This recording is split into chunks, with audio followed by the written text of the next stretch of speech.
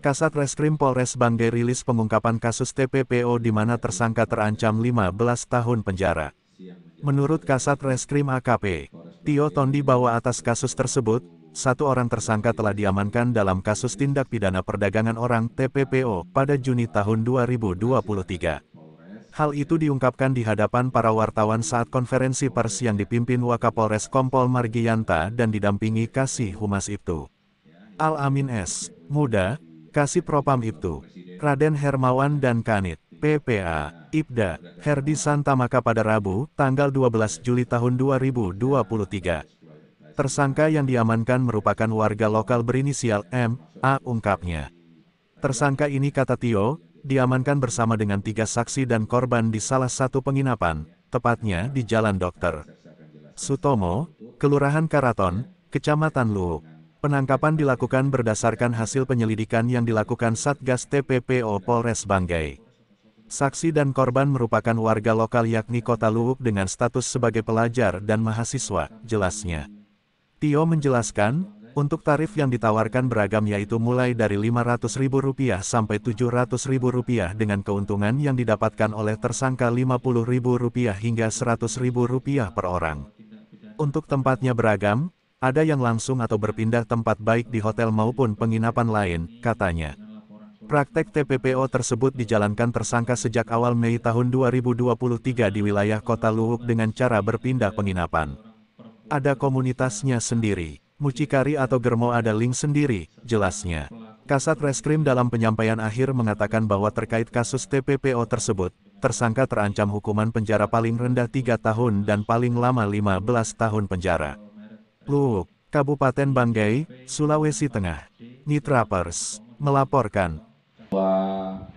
Gadis-gadis yang ada di Kota Luhuk untuk berhati-hati ya, karena memang bisnis ini sangat menggiurkan, tapi sangat merugikan dan sangat kurang baik di mata masyarakat ya. Nanti dimohon kepada seluruh masyarakat, terutama orang tua yang anaknya ada di Kota Luhuk, yang tinggal di kos-kosan, tinggal di asrama atau tinggal di hotel, yang mungkin dari kecamatan-kecamatan, dimohon dengan sangat untuk mewaspadai tentang anak-anaknya, apakah kegiatannya di Kota Luhuk itu ngapain. Ya, jangan sampai dilepas-lepas begitu, tidak terkontrol, sehingga terjaring oleh laki-laki dombelang dan apalagi masuk dalam jaringan sindikat TPPO. Ya, ini lokal, ya, putra-putri daerah, ya, kasihan ya, kalau sudah terjaring nanti ya. Yang dikhawatirkan tadi itu, di samping mental masyarakat atau mental anak jadi rusak, terutama masalah penyakit menular ya. Karena di Kabupaten Banggai itu kaitannya dengan HIV ya, sangat rentan ya. Bahkan sudah ada beberapa titik yang perlu kita waspadai kaitannya dengan penyebaran AIDS dan HIV ini. Ya. Ini mungkin ada pertanyaan dari rekan media. Ada yang mahasiswa, ada yang pelajar, ya. Jadi memang seperti saya sampaikan tadi, ya kadang ada yang mahasiswa, ada yang pelajar, bahkan ada yang anak sekolah, ya, ya. Karena Kota Luhuk ini perkembangannya cukup pesat, ya, sosialisasinya begitu tinggi, ya, sehingga kadang-kadang kita cuek-cuek dengan orang-orang yang ada di sekitar kita, sehingga ada di kos-kosan muka belakang. Ada kos-kosan, nggak tahunya di situ ada tempat penampungan wanita-wanita dari daerah yang diperjualbelikan, ya. Ya, semoga rekan-rekan juga bisa membantu memberikan informasi kalau ada hal-hal seperti itu, ya. Karena memang ini juga berdampak dari lapangan pekerjaan, ya, latar belakang pendidikan, ya, pemahaman tentang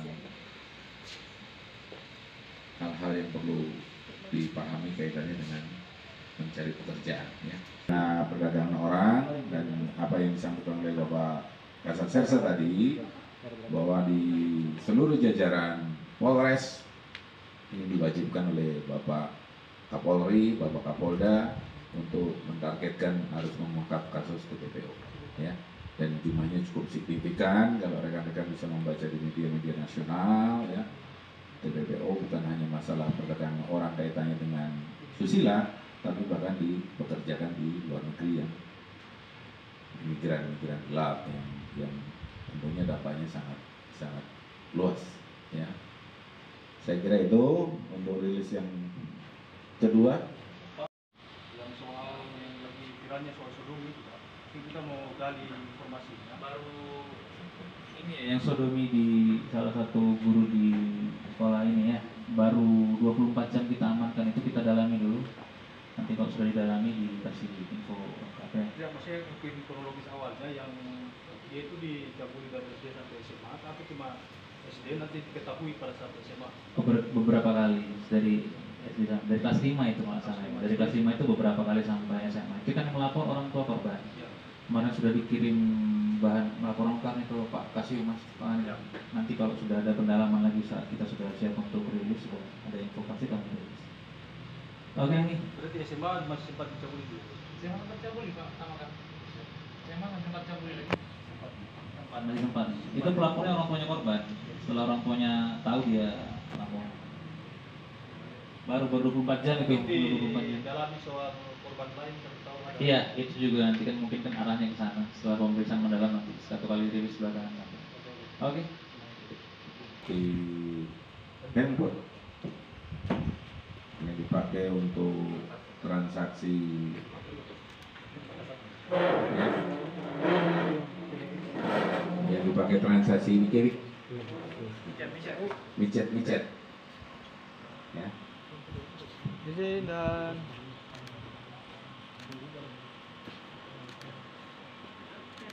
Si MA ini dia pasti buka harga 700 dulu. Untuk yang kami amankan dalam kasus SMA tapi belum melanjutkan. Undang-Undang nomor 12 itu minimal 3 tahun maksimal 15 tahun. Kalau yang pasal 296-nya itu 1 tahun 4 bulan. Boleh.